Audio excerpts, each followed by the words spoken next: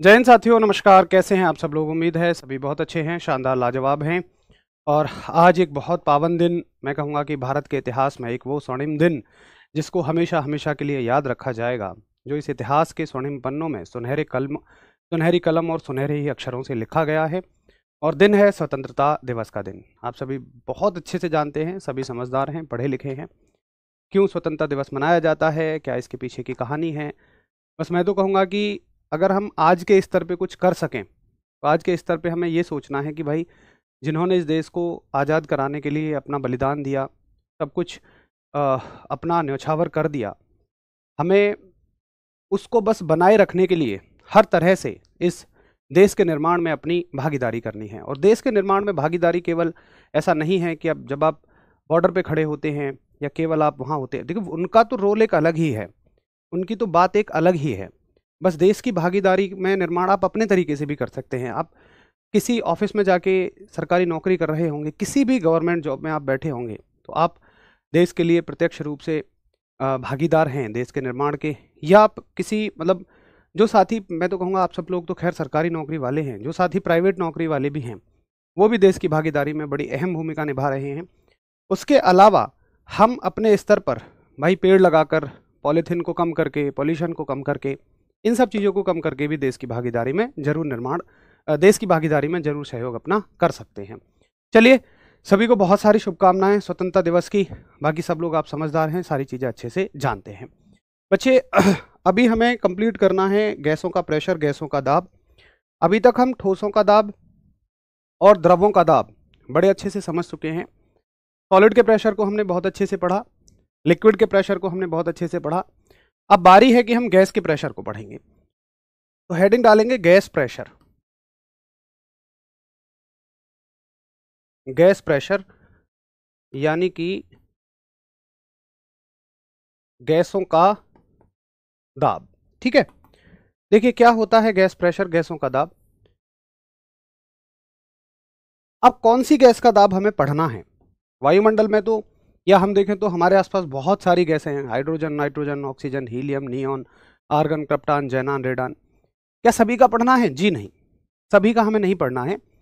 हमें केवल एक गैस का दाब पढ़ना है हमारे सिलेबस में, जो फिजिक्स में है। बाकी सारी गैस केमिस्ट्री में जाएंगी। फिजिक्स में केवल एक ही गैस है, और भैया जी वो गैस है आपकी वायुमंडलीय गैस। ठीक है, तो वायुमंडलीय गैस कौन सी है? या वायुमंडल में जो गैसों का दाब है वो बस हमें पढ़ना है, जिसको हम कहते हैं एटमॉस्फेरिक प्रेशर।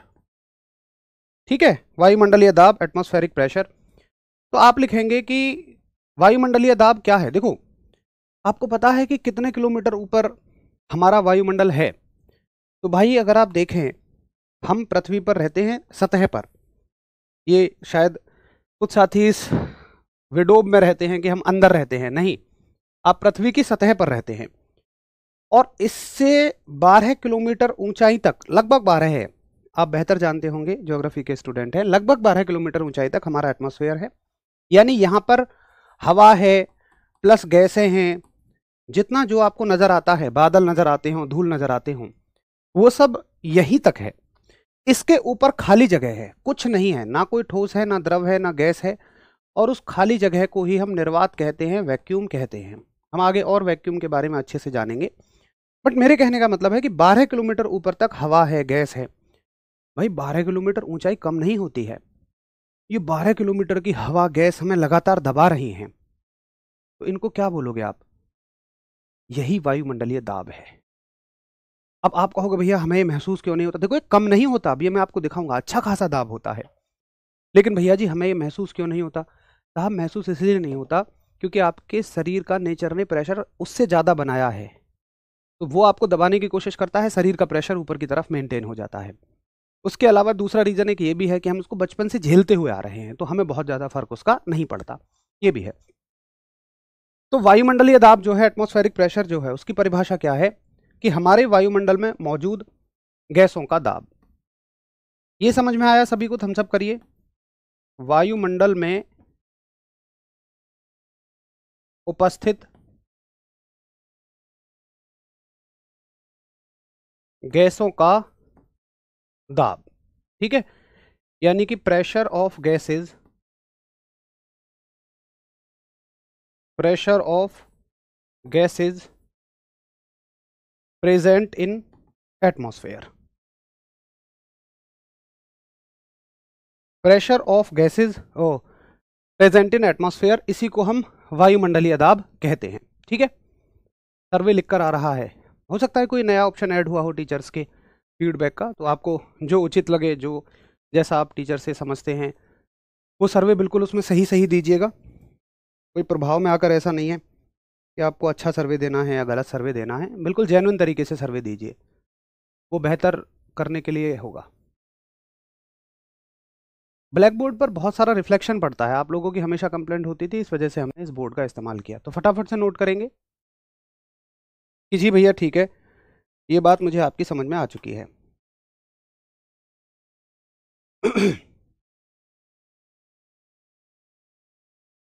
ठीक है सर, बादल तो दूसरे ग्रह पर हैं। अरे महाराज क्या बात करते हो, अबे दूसरों ग्रह हमसे कई हजार किलोमीटर ऊपर हैं, और ये बादल बूदल सब कुछ 12 किलोमीटर में ख़त्म हो जाते हैं। 12 किलोमीटर ऊपर तुम जाओगे, सब कुछ खाली खाली दिखेगा।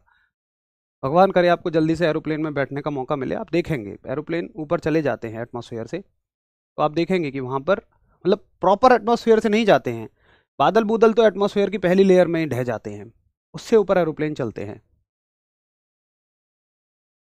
ठीक है, चलो जिन्होंने आज ही एडमिशन लिया है वो प्लीज़ एक बार शुरू से देख लो क्लास को, प्लीज़ शुरू से देखो।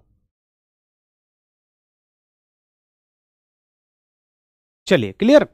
अब एक साथी ने मुझसे पूछा कि चलो भैया इतना मुझे समझ में आ गया, बट ये जो वायुमंडलीय दाब है आखिर ये है कितना। देखिए वायुमंडलीय दाब यानी कि एटमॉस्फेरिक प्रेशर, ये है कितना। तो एटमॉस्फेरिक प्रेशर जो है इसको हम दिखाते हैं, इसको हम शॉर्ट में लिखते हैं ATM से, ठीक है। तो 1 ATM बराबर 1.01325 इंटू 10 की घात 5 पास्कल होते हैं। ये एग्जैक्ट है, बट इतना कई बार नहीं देता, मोस्टली वो इसको शॉर्ट में लिख देता है 1.01 गुणा 10 की घात 5 पास्कल। तो सवाल ये आएगा सीधा सीधा कि बताइए एक एटमॉस्फेरिक प्रेशर में कितने पास्कल होते हैं। तो एक एटमॉस्फेरिक प्रेशर में 1.01 इंटू 10⁵ पास्कल होते हैं। अब आप देखो सभी दाबों का मात्रक हमने पास्कल बना दिया। एटमॉस्फेरिक प्रेशर का बहुत ज़्यादा इस्तेमाल है, आप देखते होंगे आजकल मैसेज आ जाते हैं आपके क्षेत्र में अगले 1 घंटे में भारी बारिश होने की संभावना है, यहाँ भारी आंधी आने की संभावना है। सब कुछ वायुमंडलीय दाब से ही पता लगता है।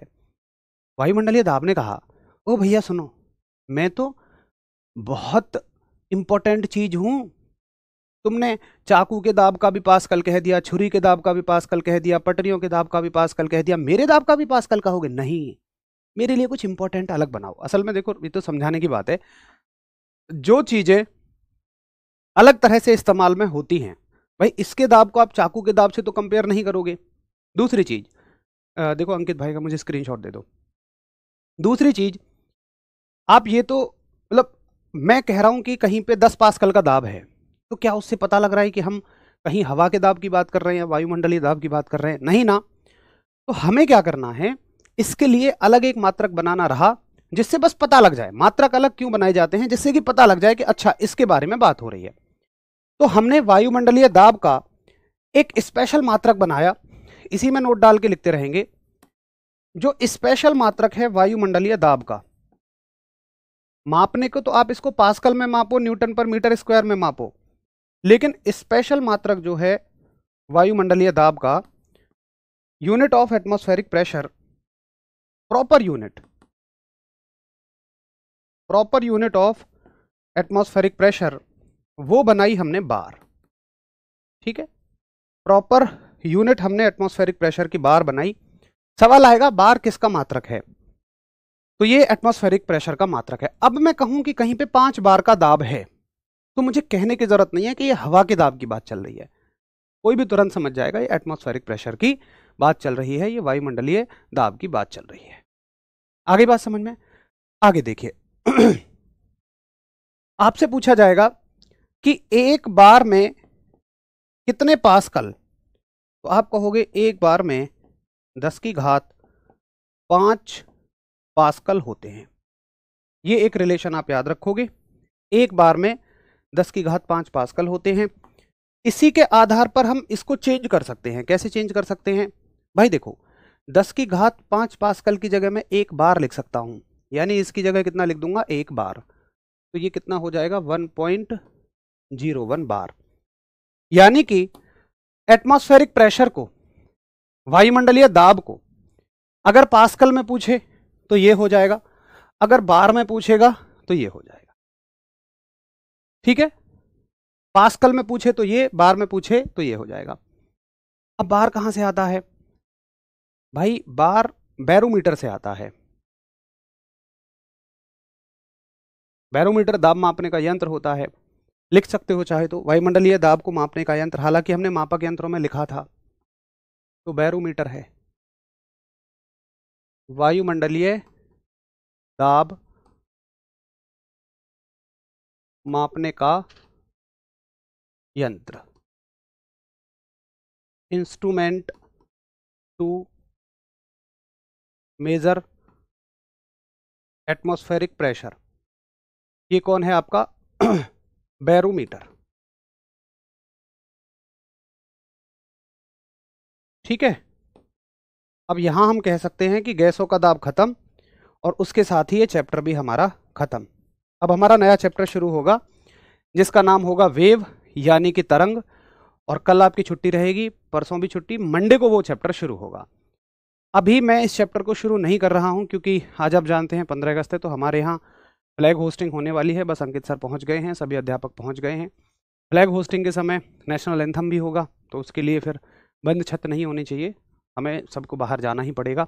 वैसे भी हमारा टॉपिक खत्म हो गया है, मतलब फ्लैग होस्टिंग में डिफेंस चैनल की जिम्मेदारी होने के नाते थोड़ा सा मुझे शामिल होना जरूरी भी है। तो ये हमारा क्लियर हो गया है सब कुछ, आप नोट कर लीजिए। मैं थोड़ा सा आज जल्दी में बस बाहर जा रहा हूँ, उसके लिए सॉरी।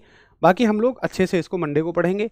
कोई आपकी पीडीएफ की समस्या है, कोई आपकी अगर क्लास अपडेट होने की समस्या है, तो उसको 2 दिन में हम सही करा देंगे। मैं बोल दूंगा, सारी चीज़ें क्लियर हो जाएंगी। इन 2 दिनों में आप अच्छे से रिवीजन करना। मिलते हैं फिर हम लोग मंडे को। नमस्कार, धन्यवाद, जय हिंद।